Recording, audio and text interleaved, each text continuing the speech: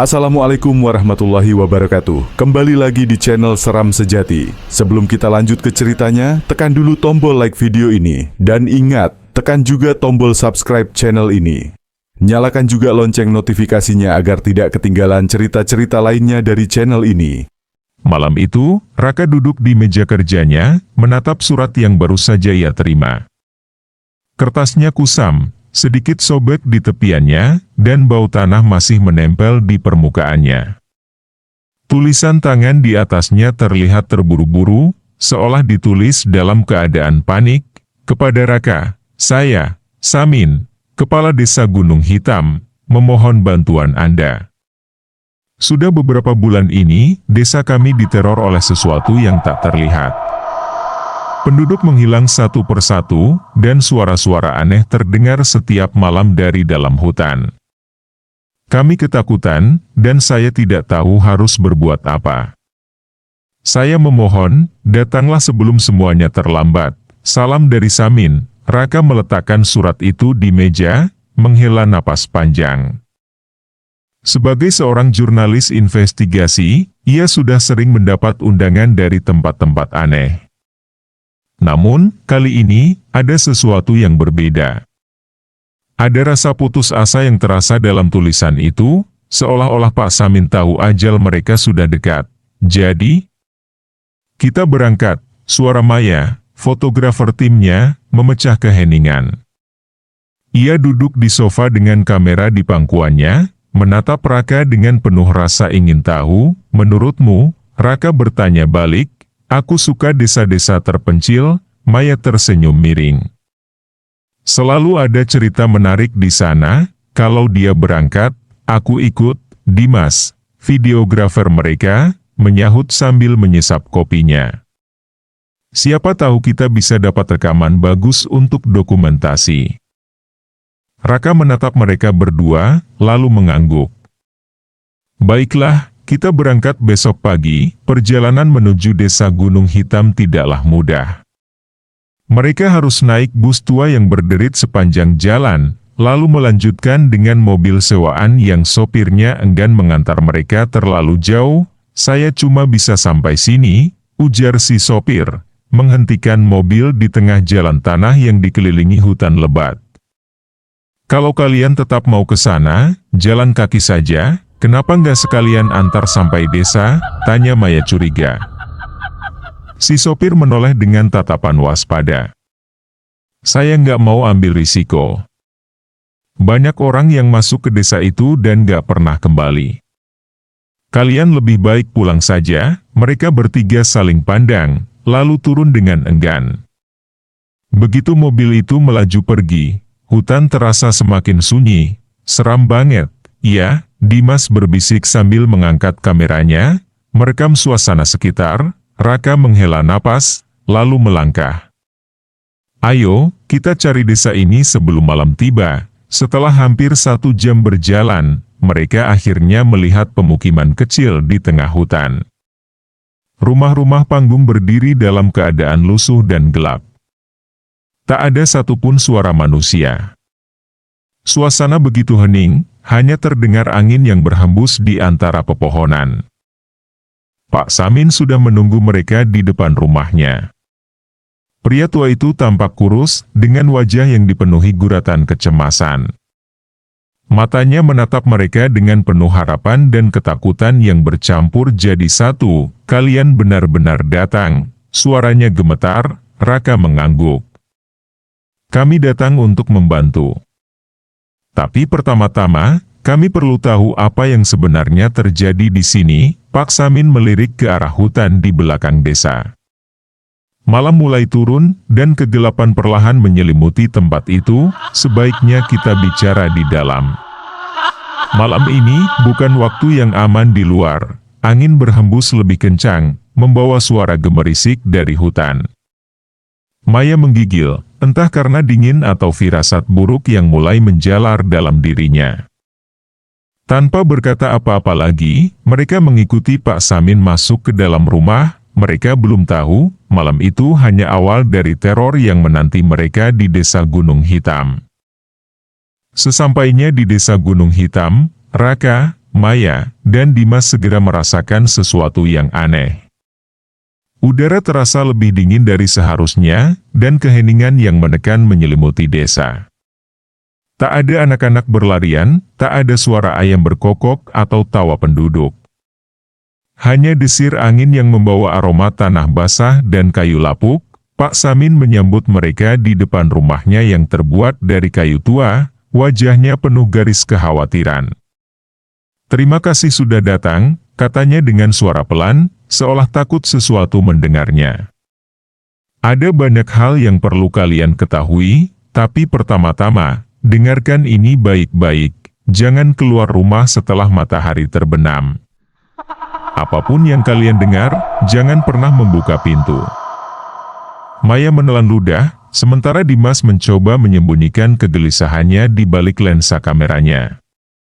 "Pak, sebenarnya apa yang terjadi di sini?" tanya Raka. Pak Samin hanya menggeleng dan mengajak mereka masuk. Di dalam, suasana rumah terasa lebih hangat, namun tetap ada rasa tidak nyaman yang menyelinap di udara. Seorang wanita tua duduk di sudut ruangan, menatap mereka dengan mata kosong. "Dia kehilangan suaminya seminggu yang lalu," bisik Pak Samin. "Pergi ke hutan saat malam dan tak pernah kembali." Dimas mencoba mengalihkan perhatian dengan mengambil beberapa foto, namun Maya merasakan sesuatu yang aneh. "Kenapa semua orang di desa terlihat ketakutan?" Pak Samin menatap mereka satu persatu sebelum akhirnya berkata, "Karena kami tahu sesuatu mengintai di kegelapan." Saat malam mulai merayap, suasana desa semakin sunyi. Raka dan timnya menginap di rumah Pak Samin, mengikuti peringatannya untuk tetap di dalam. Namun, sekitar tengah malam, suara-suara aneh mulai terdengar dari arah hutan. Awalnya hanya hembusan angin, lalu berubah menjadi bisikan samar. Lama-kelamaan, suara itu semakin jelas, rintihan, lalu tawa pelan yang menyeramkan. Dimas menatap Raka dengan wajah tegang. "Kamu dengar itu?" Maya memegang tangannya yang mulai gemetar. "Ada yang di luar." Tiba-tiba, terdengar ketukan pelan di pintu, tok tok tok, mereka membeku. Tak ada yang bergerak, tak ada yang bernapas. Ketukan itu terdengar lagi, kali ini lebih keras. Pak Samin mencengkeram bahu Raka dan berbisik, "Jangan buka. Apapun yang terjadi, jangan pernah buka pintunya." Tapi suara di luar berubah. Kini terdengar seperti suara seorang wanita, memanggil dengan nada memohon, "Tolong buka pintunya, aku tersesat." Maya menutup mulutnya sendiri agar tidak berteriak. Dimas menatap pintu dengan napas memburu, lalu, suara itu berubah menjadi tawa yang dingin dan mengerikan, tanah di bawah mereka bergetar sedikit. Angin dari celah jendela mendadak menjadi lebih dingin, dan di antara celah pintu, bayangan hitam samar terlihat berdiri diam di luar. Mereka tidak sendiri malam ini. Maya terbangun dengan tiba-tiba. Jantungnya berdegup kencang. Ia yakin ada sesuatu yang membangunkannya. Suara itu, langkah berat di luar jendela. Seolah-olah seseorang, atau sesuatu, sedang mengitari rumah mereka. Dingin malam merayap ke kulitnya saat ia perlahan merangkak ke jendela, menahan napas. Dengan tangan gemetar, ia mengintip melalui celah tirai. Napasnya tercekat, di antara pepohonan yang gelap, berdiri sosok tinggi dengan mata merah menyala. Tubuhnya kurus kering, lebih menyerupai bayangan yang menjulang daripada manusia. Makhluk itu diam, hanya menatap lurus ke arah Maya. Bibirnya yang hitam seperti sobek membentuk seringai samar. Maya menutup mulutnya agar tidak berteriak. Ia ingin bergerak, ingin berlari, tapi tubuhnya membeku. Sosok itu tidak bergerak, hanya berdiri di sana, menatapnya dengan tatapan yang terasa menusuk sampai ke tulang. Lalu, tanpa peringatan, makhluk itu menghilang ke dalam kegelapan, seakan diserap oleh bayang-bayang hutan. Maya merosot ke lantai, tangannya dingin dan gemetar. Ia ingin membangunkan Raka dan Dimas, tapi ketakutannya terlalu besar. Ia hanya bisa duduk di sana, mendekap dirinya sendiri, menunggu malam berakhir. Pagi harinya, Maya menceritakan apa yang ia lihat kepada Raka dan Dimas. Namun sebelum mereka sempat membahasnya lebih jauh, Raka melihat sesuatu di dinding luar rumah. "Astaga, apa ini?" Raka berseru, menunjuk bekas cakaran besar yang menghiasi kayu rumah mereka. Goresannya dalam, seperti dilakukan oleh cakar binatang raksasa. Dimas meraba bekas itu dengan ekspresi tegang. "Ini bukan ulah manusia," gumamnya. Maya menggigit bibirnya, matanya masih dihantui bayangan sosok tadi malam. "Aku yakin itu ada hubungannya dengan yang kulihat semalam." Makhluk itu, matanya merah, tubuhnya tinggi sekali. Pak Samin tiba-tiba muncul dari belakang mereka. Wajahnya semakin pucat saat melihat bekas cakaran di dinding. Ia tampak gelisah, lalu menghela napas panjang. "Kalian harus pergi dari sini sebelum terlambat," ucapnya lirih. "Pak, tolong beritahu kami apa yang sebenarnya terjadi," desak Raka. "Apa yang meneror desa ini?" Pak Samin menggeleng, wajahnya tampak penuh keraguan. "Kalian tidak akan percaya, lebih baik kalian tidak tahu. Jika kalian terus mencari tahu, kalian akan bernasib seperti yang lain." Ucapan itu membuat bulu kuduk mereka berdiri. Penduduk desa yang lain hanya mengawasi dari kejauhan, raut wajah mereka penuh ketakutan, seolah-olah mereka takut bahkan hanya untuk mendengar percakapan ini. "Apa maksud Bapak dengan yang lain?" tanya Dimas. Pak Samin tidak menjawab. Ia hanya menatap mereka dengan mata yang dipenuhi ketakutan. Lalu berjalan pergi. Maya menoleh ke Raka dan Dimas. "Kita tidak bisa pergi sekarang. Kita harus mencari tahu apa yang sebenarnya terjadi." Raka menatap bekas cakaran di dinding, lalu mengangguk pelan. "Ya. Dan kita harus siap dengan apapun yang menunggu kita malam ini." Angin bertiup kencang, menggoyangkan pepohonan di pinggir desa. Seolah-olah sesuatu di dalam hutan sedang mengawasi mereka, menunggu malam kembali tiba. Malam itu, suasana desa semakin mencekam. Angin berhembus lirih, membawa suara-suara aneh dari hutan. Api di lampu-lampu minyak berkedip-kedip, seolah-olah sesuatu berusaha menghapus cahaya dari tempat itu. Raka, Maya, dan Dimas duduk di ruang tamu rumah Pak Samin, menunggu penjelasan yang sudah lama mereka nantikan. Pak Samin menarik napas panjang, wajahnya tampak lelah dan dipenuhi kecemasan. "Kalian pasti bertanya-tanya apa yang sebenarnya terjadi di desa ini," katanya dengan suara serak. "Baiklah, aku akan menceritakan semuanya." Pak Samin mulai berkisah tentang masa lalu desa Gunung Hitam. Dahulu, desa ini dihuni oleh seorang dukun sakti bernama Jayaluih. Ia dikenal sebagai penyembuh. Orang yang datang untuk membantu setiap penduduk yang sakit atau terkena musibah. Namun, semakin lama, orang-orang mulai curiga dengan kekuatannya. Tanaman layu di sekitarnya, hewan-hewan sering menghilang, dan beberapa anak kecil jatuh sakit tanpa sebab yang jelas. Penduduk mulai takut. Lanjut Pak Samin. Mereka percaya bahwa Jayaluih bukan sekadar penyembuh, tapi juga seseorang yang menguasai ilmu hitam. Mereka menuduhnya menggunakan kekuatan gelap untuk memperpanjang hidupnya sendiri. Pada suatu malam, para penduduk yang dipimpin oleh leluhur mereka menyerbu rumah Jayaluih. Mereka menyeretnya keluar, mengikatnya di tengah lapangan desa. Sang dukun tak melawan, hanya tersenyum tipis seolah sudah tahu takdirnya. Dengan kayu dan batu, mereka menghukumnya hingga tewas, tapi sebelum menghembuskan napas terakhir, ia mengucapkan kutukan. Pak Samin menatap mereka satu persatu, matanya penuh ketakutan. Ia bersumpah bahwa arwahnya akan kembali menuntut darah keturunannya.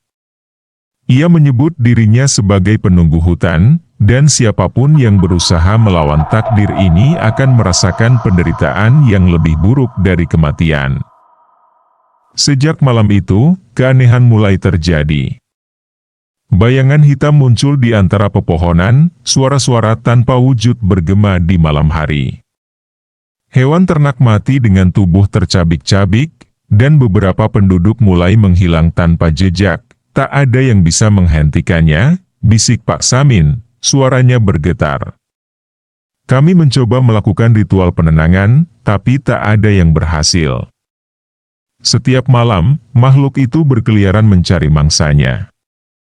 Raka, Maya, dan Dimas terdiam. Punggung mereka meremang mendengar kisah itu. Dimas menelan ludah, berusaha mengusir rasa takutnya. Jadi semua orang yang hilang selama ini, Pak Samin mengangguk pelan. Mereka telah diambil oleh penunggu hutan. Tiba-tiba, angin berembus kencang, membuat jendela berderak keras. Suara geraman lirih terdengar dari luar rumah, seperti sesuatu yang sedang mengintai. Maya merapatkan jaketnya, jantungnya berdebar kencang. Kalian harus berhati-hati, lanjut Pak Samin. Jika dia sudah mengincar seseorang, tak ada tempat yang cukup aman untuk bersembunyi. Di luar, di antara pohon-pohon yang bergoyang oleh angin, dua mata merah menyala dalam gelap, mengawasi dari kejauhan. Malam itu, udara terasa lebih dingin dari biasanya. Raka terbangun karena perasaan gelisah yang tak bisa ia jelaskan. Ia menoleh ke tempat tidur Maya, tetapi kosong. Hatinya langsung berdegup kencang. Dimas!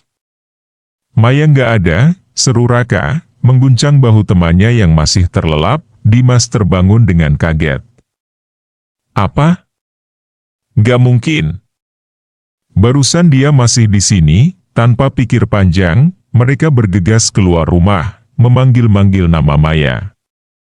Suara mereka hanya disambut oleh kesunyian pekat dan angin yang berdesir di antara pepohonan.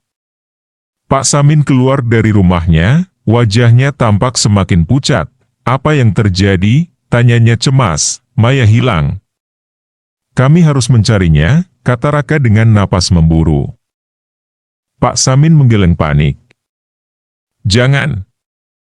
Jika dia sudah pergi ke dalam hutan, kita tak bisa sembarangan mencarinya malam ini, tapi Raka tidak bisa menunggu. Bersama Dimas, ia berlari menuju batas desa dan memasuki kegelapan hutan. Semakin dalam mereka berjalan, semakin pekat hawa dingin yang menyelimuti tubuh mereka. Ranting-ranting pohon seperti tangan-tangan yang ingin meraih mereka, dan suara gemerisik terdengar dari berbagai arah. Tiba-tiba, Dimas berhenti dan menyorotkan senter ke tanah. Raka!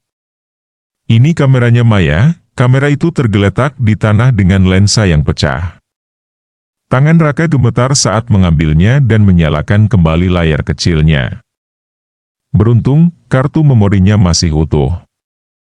Dengan jantung berdebar, mereka memutar rekaman terakhir yang direkam Maya. Di layar, terlihat Maya berdiri di depan sebuah pohon tua yang besar. Wajahnya kosong, matanya menatap lurus ke depan tanpa ekspresi.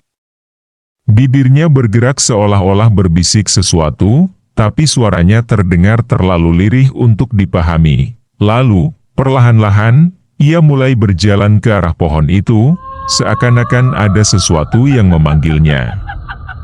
Simbol-simbol aneh terlihat terukir di batang pohon, samar-samar bercahaya dalam gelap.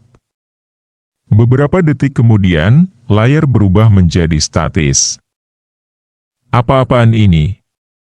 Bisik Dimas, wajahnya pucat pasi. Tiba-tiba, suara ranting patah terdengar dari belakang mereka. Raka dan Dimas menoleh cepat. Dalam kegelapan, mereka melihat bayangan seseorang berdiri di antara pepohonan. Bentuknya tinggi, tubuhnya kurus dengan mata merah yang menyala, jantung mereka serasa berhenti. Sosok itu tidak bergerak, hanya menatap mereka dari kejauhan. Lari, teriak Raka, mereka berlari secepat mungkin, menembus kegelapan hutan dengan napas terengah-engah. Samar-samar, mereka masih bisa mendengar suara tawa halus yang bergema di udara. Saat mereka hampir mencapai batas desa, Dimas menoleh ke belakang, sosok itu masih berdiri di tempat yang sama, tapi kali ini sesuatu yang lebih mengerikan terlihat di bawah pohon tua itu, bayangan seseorang tergantung di antara akar-akar yang menjalar. Rambut panjangnya terurai, dan tubuhnya menggantung tak bergerak. "Maya!" Raka berteriak histeris, namun, saat mereka berkedip, sosok itu menghilang begitu saja, meninggalkan keheningan yang mencekam. Pak Samin sudah menunggu di depan rumah, wajahnya muram. "Aku sudah bilang sesuatu di hutan itu telah membawanya. Dan sekarang ia mungkin tak bisa kembali lagi." Pak Samin menatap Raka dan Dimas dengan wajah penuh ketakutan. Suaranya bergetar saat ia berkata, satu-satunya cara menghentikan kutukan ini adalah dengan melakukan ritual pemurnian. Raka mengerutkan kening. "Ritual pemurnian?" Pak Samin mengangguk.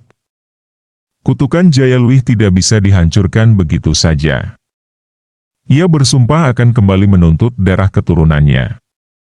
Hanya darah dari garis keturunannya sendiri yang bisa menghentikan arwahnya." Dimas menelan ludah. "Tapi, keturunan itu sudah lama menghilang, kan?" Pak Samin menarik napas dalam. "Mungkin belum. Bisa jadi keturunannya masih ada di desa ini." Kata-kata itu membuat ruangan terasa lebih dingin. Angin berembus pelan melalui celah dinding bambu, membawa bisikan samar yang tidak jelas asalnya. Di sudut ruangan, Maya duduk diam, memeluk lututnya. Sejak mereka menemukannya di dalam gua, dia nyaris tidak bicara. Matanya kosong, seakan melihat sesuatu yang tidak bisa dilihat orang lain. "Maya?"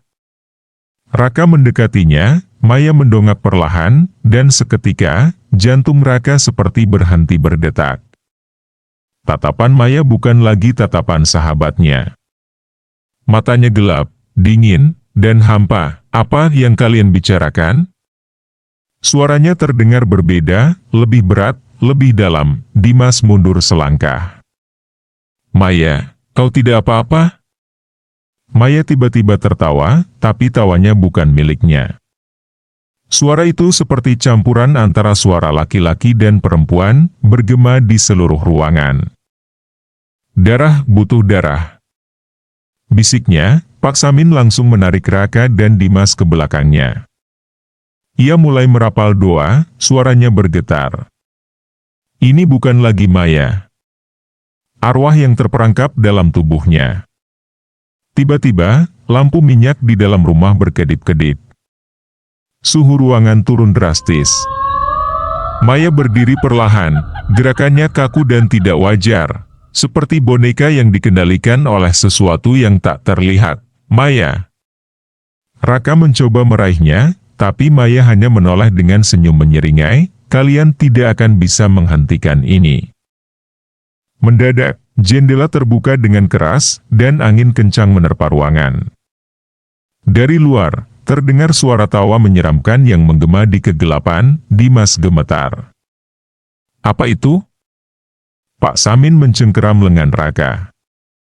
"Kita harus mengikatnya. Jika kita tidak menahannya, arwah itu akan mengambil alih tubuhnya sepenuhnya." Maya tiba-tiba melangkah maju dengan cepat, mendorong Raka hingga terjatuh. Ia tertawa sambil menatap mereka dengan ekspresi yang tidak wajar. "Aku melihatnya," katanya dengan suara parau. "Jayalwih, dia akan kembali dan kalian semua akan mati." Seketika, semua lampu padam. Dalam kegelapan, terdengar suara bisikan-bisikan tak jelas dan napas berat di setiap sudut ruangan, dan di tengah keheningan, suara Maya berbisik tepat di telinga Raka, "Aku masih di sini." Raka duduk di sudut ruangan, matanya tertuju pada tumpukan buku dan lembaran catatan tua yang berserakan di lantai. Lilin yang menyala di atas meja kecil memberikan cahaya redup, membuat bayangan di dinding tampak bergerak-gerak. Dimas berdiri di belakangnya, napasnya memburu. "Raka, kau yakin dengan ini?" tanya Dimas dengan suara bergetar. Raka mengangguk. Tangannya gemetar saat membolak-balik lembaran kertas berusia puluhan tahun. Di antara catatan-catatan itu, ada satu lembar yang berisi silsilah keluarga yang tak terbantahkan. Nama Pak Samin tertera jelas sebagai keturunan terakhir Jaya Luih. Suasana di luar rumah semakin mencekam. Angin bertiup kencang, membuat dahan-dahan pohon berderak seperti suara tulang patah. Dari kejauhan, terdengar suara-suara bisikan yang semakin mendekat. Kita harus bicara dengan Pak Samin sekarang, kata Raka tegas. Mereka bergegas keluar dan menuju rumah Pak Samin. Rumah itu tampak sunyi, tetapi pintunya terbuka sedikit. Raka mendorongnya perlahan, engsel pintu berderit panjang. Di dalam, Pak Samin duduk di tengah ruangan, wajahnya tertunduk. Kalian sudah tahu, ya? Suaranya terdengar lelah. Raka menggenggam erat lembaran kertas itu. Kenapa kau menyembunyikannya? Kenapa tidak mengatakan bahwa kau adalah keturunan terakhir Jaya Luih? Pak Samin menghela napas panjang. Matanya yang redup menatap kosong ke arah lantai. Aku pikir aku bisa menahannya. Aku pikir aku bisa menenangkan arwah leluhurku dengan persembahan. Tapi kutukan ini. Semakin lama semakin kuat. Dimas melangkah maju, wajahnya penuh amarah. Apa maksudmu dengan persembahan? Kau mengorbankan orang-orang desa. Pak Samin tidak menjawab. Hening menyelimuti ruangan, hanya suara angin dan jeritan samar dari luar yang terdengar. Lihat saja sendiri, gumam Pak Samin, menunjuk ke arah lantai. Raka dan Dimas menoleh. Lantai kayu itu memiliki celah-celah yang mengarah ke ruang bawah tanah. Raka menyalakan senter dan mengarahkannya ke bawah. Seketika, napasnya tercekat. Di bawah rumah, ada banyak tengkorak dan tulang belulang yang tertata rapi, seolah-olah telah dikumpulkan selama bertahun-tahun. Bau anyir darah masih tercium samar. Dimas mundur beberapa langkah, matanya membelalak. Ya Tuhan, tiba-tiba, suara tawa menggelegar memenuhi ruangan. Maya, yang sejak tadi diam, tiba-tiba menatap mereka dengan mata kosong. Bibirnya tersenyum lebar, tetapi senyum itu bukan miliknya. Sudah terlambat, bisiknya dengan suara yang bukan suara Maya. Sekonyong-konyong, lampu padam. Rumah itu terjerumus ke dalam kegelapan pekat. Dari luar, suara langkah berat mulai mendekat, dan malam itu, jeritan mereka menggema ke seluruh desa. Langit di atas desa Gunung Hitam gelap pekat tanpa cahaya bulan. Malam itu adalah puncak bulan mati, saat tirai antara dunia manusia dan arwah berada pada titik paling tipis. Angin bertiup kencang, membawa bisikan-bisikan yang terdengar seperti suara orang menangis. Di tengah hutan, di depan sebuah altar batu tua, Raka, Dimas, dan Pak Samin berdiri dalam lingkaran yang telah mereka bentuk dengan darah ayam hitam dan lilin yang menyala redup. Maya duduk di tengah lingkaran, tubuhnya kaku, matanya kosong. Suara gumamannya semakin jelas, mantra kuno yang tidak mereka mengerti. Pak Samin menarik napas dalam, lalu mulai membaca doa pemurnian dengan suara gemetar. Wahai leluhur yang tersesat, kami panggil engkau untuk menerima penghakiman. Tiba-tiba, tanah di depan mereka bergetar hebat. Lilin-lilin berkedip liar, lalu padam satu persatu. Dari kegelapan, terdengar suara langkah berat yang menyeret sesuatu di tanah. Sosok itu muncul, Jaya Luih, atau lebih tepatnya, arwah mengerikannya, berdiri di depan mereka. Tingginya lebih dari 2 meter, tubuhnya kurus kering seperti mayat yang telah lama membusuk. Kulitnya hitam legam, matanya merah menyala, dan kukunya panjang seperti belati. Aroma busuk menyebar di udara, membuat Raka hampir muntah. Kalian tidak bisa menghentikan kutukan ini. Suara Jaya Luih terdengar parau dan bergema, seolah berasal dari dunia lain. Dengan satu gerakan tangan, angin kencang berputar di sekitar mereka, mencabut pohon-pohon kecil dari akarnya. Dimas terlempar ke belakang, membentur batu dengan keras.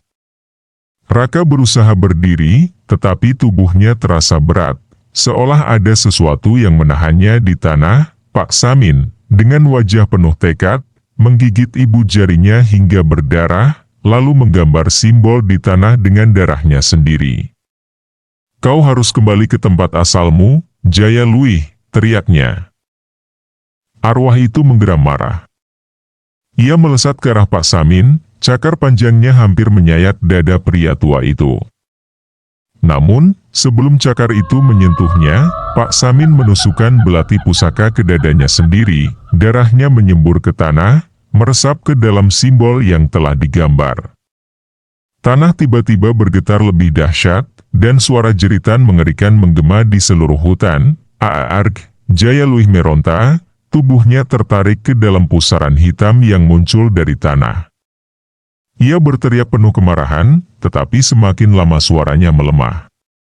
Tubuhnya mulai terpecah seperti abu yang tertiup angin. Raka hanya bisa menatap dengan ngeri saat arwah itu tersedot sepenuhnya ke dalam tanah. Sesaat kemudian, hutan menjadi hening, Pak Samin terjatuh, darah terus mengalir dari lukanya. Ia tersenyum lemah. Sekarang kutukan ini telah berakhir. Raka berlari menghampirinya, matanya berkaca-kaca. "Pak Samin, bertahanlah," tapi pria tua itu hanya menatap langit dengan tenang, sebelum akhirnya matanya tertutup selamanya. Di kejauhan, ayam jantan berkokok, pertanda malam telah berakhir. Pagi itu, kabut tebal menyelimuti desa Gunung Hitam, seolah mencoba menyembunyikan segala kengerian yang telah terjadi. Hutan yang biasanya dipenuhi suara burung dan serangga kini sunyi, menyisakan hanya desiran angin yang terdengar seperti bisikan samar. Raka, Dimas, dan Maya berdiri di depan rumah Pak Samin, menatap desa yang kini hampir kosong. Setelah kematian Pak Samin dan hilangnya arwah Jaya Luih, penduduk yang tersisa memilih untuk pergi. Rumah-rumah dibiarkan terbuka, beberapa perabotan masih tertinggal seolah pemiliknya pergi dalam keadaan terburu-buru. "Kita benar-benar satu-satunya yang tersisa di sini," gumam Dimas sambil melirik ke sekeliling dengan waspada. Maya, yang masih terlihat lemah, memeluk tubuhnya sendiri. "Aku masih bisa merasakan sesuatu di sini. Seperti ada yang mengawasi kita," bisiknya. Raka menatap ke arah hutan. Pepohonan menjulang tinggi dengan bayangan gelap yang bergerak pelan di antara celah-celahnya. Ada perasaan aneh yang menyusup ke dalam dadanya, sebuah firasat buruk bahwa meski kutukan telah dihentikan, sesuatu masih tersisa. "Apakah kita benar-benar sudah bebas dari ini semua?" tanya Dimas, suaranya bergetar sedikit. Raka tidak menjawab. Sebagai seorang jurnalis, ia selalu percaya pada fakta, pada logika. Tapi setelah semua yang terjadi di desa ini, ia mulai meragukan segalanya. Mereka bertiga akhirnya berjalan meninggalkan desa. Menyusuri jalan setapak yang kini terasa lebih panjang dan mencekam. Matahari sudah mulai naik, tetapi sinarnya terasa redup, seperti tertahan oleh sesuatu yang tak terlihat. Saat mereka melangkah lebih jauh, Maya tiba-tiba berhenti. "Tunggu," katanya lirih. Dimas dan Raka menoleh, dengan tangan gemetar, Maya menunjuk ke salah satu rumah di ujung desa. Rumah itu seharusnya kosong, tapi di jendela, ada sesuatu, sesosok bayangan hitam berdiri diam, mengawasi mereka. Jantung Raka berdegup kencang. Dimas langsung menarik tangan Maya, memaksanya berjalan lebih cepat. "Jangan lihat ke belakang," bisik Dimas panik. Mereka mempercepat langkah, hampir berlari saat mencapai jalan utama yang membawa mereka keluar dari desa. Namun, sebelum benar-benar meninggalkan tempat itu, angin dingin berembus melewati mereka, membawa suara lirih yang terdengar seperti bisikan.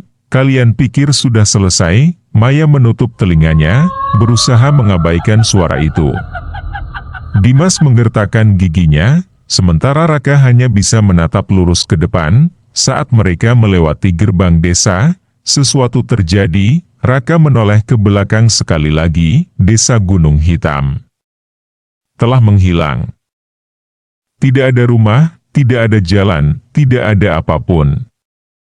Hanya hutan lebat yang berdiri di tempat desa itu seharusnya berada. Seolah desa itu tidak pernah ada sejak awal. Maya menutup mulutnya dengan tangan, matanya membelalak ketakutan. Dimas mengusap wajahnya dengan kasar. Kita benar-benar harus pergi dari sini. Tanpa berkata-kata lagi, mereka melanjutkan perjalanan. Namun, bahkan setelah mereka kembali ke kota, kembali ke kehidupan normal mereka, mereka tahu, di dalam hutan itu, sesuatu masih mengawasi mereka. Menunggu.